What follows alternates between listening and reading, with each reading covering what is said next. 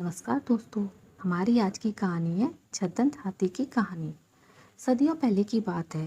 हिमालय के घने जंगलों में हाथियों की दो खास प्रजातियां पाई जाती थी। एक प्रजाति थी छद्दंत और दूसरी प्रजाति का नाम था उपोषित। इनमें से छद्दंत प्रजाति काफ़ी मशहूर थी।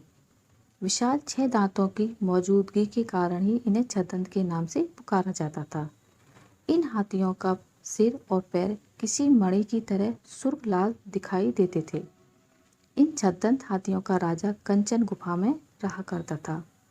उसकी माँ सुभद्रा और चुल सुभद्रा नाम की 2 रानियां थीं। एक दिन हाथियों का राजा अपनी दोनों रानियों के साथ पास के ही सरोवर में नहाने के लिए जाता है। उसी सरोवर के किनारे एक पुराना विशाल वृक्ष लगा हुआ था।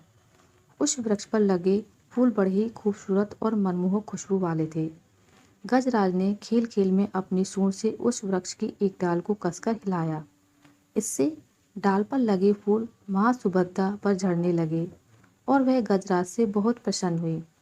वहीं वृक्ष की सूखी डाली पुरानी होने के कारण गजराज की सूंड का जोर झेल न सकी और टूटकर फूल समेत गजराज की दूसरी रानी चुल सुभद्रा के ऊपर जा गिरी। हालांकि यह घटना संयोगवश घटी, लेकिन इसे चुल सुभद्रा ने अपना अपमान माना और उसी वक्त गजराज के निवास को छोड़कर कहीं दूर चली गई। जब गजराज को इस बात का पता चला तो उसने चुल सुभद्रा को बहुत ढूंढा, लेकिन वह कहीं नहीं मिली। कुछ समय बाद चुल सुभद्रा की मौत हुई और मरने के बाद वह मध्य राज की राजकुमारी के रूप में पैदा हुई।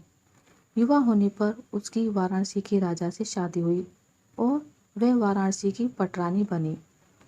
पुनर्जन्म के बाद भी वह छद्दंत राज द्वारा भूलवश हुए उस अपमान को भूली नहीं और उसका बदला लेने का सोचती रही।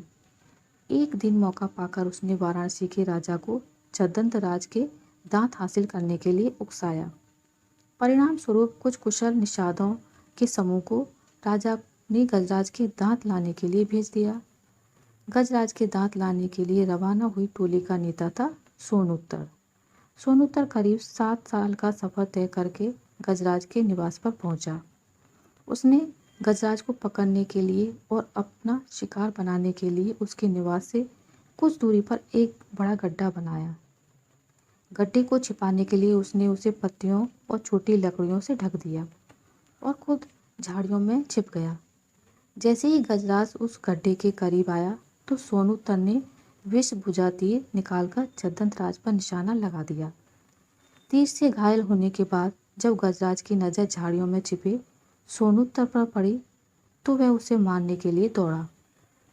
सोनूतर सन्यासियों के वस्त्र पहनकर आया था। इस कारण गजराज ने सोनूतर को जीवनदान दे दिया। गजराज से जीवनदान पाकर सोनूतर का मन बदल गया और उसने गजराज को सारी कहानी कह सुनाई और गजराज पर निशाना साधने का उद्देश्य बताया। जीवनदान मिलने के कारण सोनूतर गजराज के दांत नहीं काट सकता था, इसलिए छद्दंत राज ने मृत्यु से पहले खुद ही अपने दांत तोड़कर सोनूतर को दे दिए। गजराज के दांत पाकर सोनूतर वाराणसी लौट आया और गजराज के दांत रानी के समक्ष रख दिए।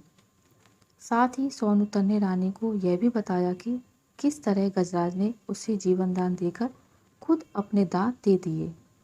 पूरी बात जानने के बाद रानी गजराज की मौत बर्दाश्त न कर सकी और इस सदमे से उनकी भी तुरंत मौत हो गई।